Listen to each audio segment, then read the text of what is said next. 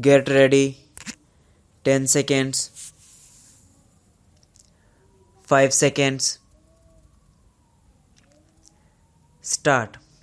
Now, sir, I know that this plan has just started and it is perhaps too early for us to say anything about it. But we have before us the experience of the 9th 5-year plan. Sir, we had been told that due importance would be attached not merely in words but by practical steps to the public sector. I think in this connection it was the duty of the Honourable Minister to have explained to this House as to the steps that had been taken with a view to bringing about the kind of reorientation in favor of the public sector which was promised in his numerous statements. But I find that is completely missing from his speech, except that a pious wish has been expressed with regard to this particular sector of our industry. Previously, we had under the purview of this Act about 42 industries. Now, the list has lengthened and a number of industries will be added. I concede that when we are having a planned economy, when we are thinking in terms of rapid development of industries, of rapid industrialization, it is necessary for the government to come into the picture more and more and assume the necessary control and direction of industries. I am not opposed to it at all. On the contrary, I would like them to vigorously act in this matter, but that is not enough. We must examine as to whether the direction, regulation, or whatever you call it is on the right lines, how it has worked. We have got such general statements from the ministers that they do not throw much light for us laymen on the matter. I wish that when such measures are brought before the House, a kind of white paper or whatever you call it is circulated among the members. You do not expect that we laymen in this House would easily understand these things until and unless we have some opportunities of studying the relevant data and the material on the subject. We have been denied those opportunities and I regret that we have been so denied. I know that in this respect, honorable members who come from big business or the business world would be in a somewhat advantageous position because they are familiar with the working of this Act in a way which would enable them to speak more effectively. Now, let us see how this has worked.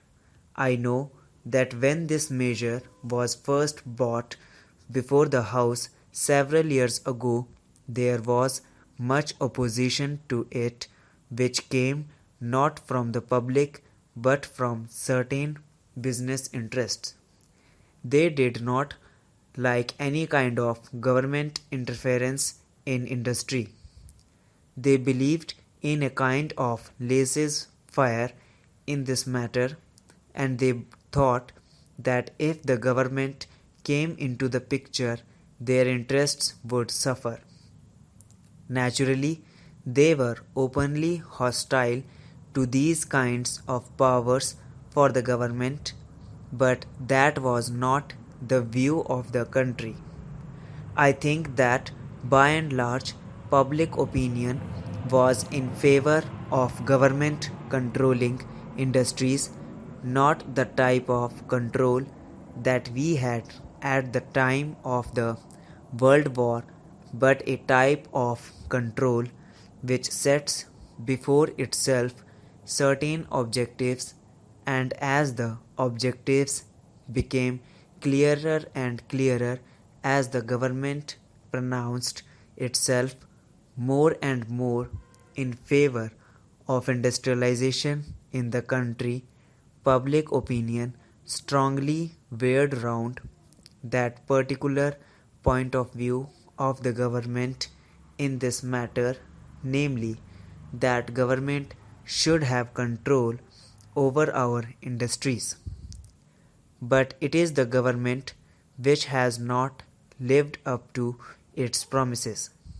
I think that in some respects they have let the people down and the expectations of the people have been belied. Now take for instance the period between 1991, when the measure was first adopted, and now. What do we see? We do not have compact figures for the entire period. We have got only certain figures with regard to this matter. I would refer only to the progress reports on the 7th 5-year plan. There you will see that the government had not taken any very effective steps for the development of the public sector. It is true that certain steel mills got going under the 7th 5-year plan, and more will be started under the 8th plan, but if you look at the picture, you will find that the public sector was considered to be a secondary matter. It was the private sector which got all the attention and assistance of the government. I am not at all suggesting that government was totally unmindful to the public sector. What I am saying is that when the government entered into the picture, it did not give to the public sector the attention that it deserved. I think that the Honorable Minister owes us an explanation not only as to why such a thing happened, but also as to what steps he is going to take with a view to changing the pattern of such development.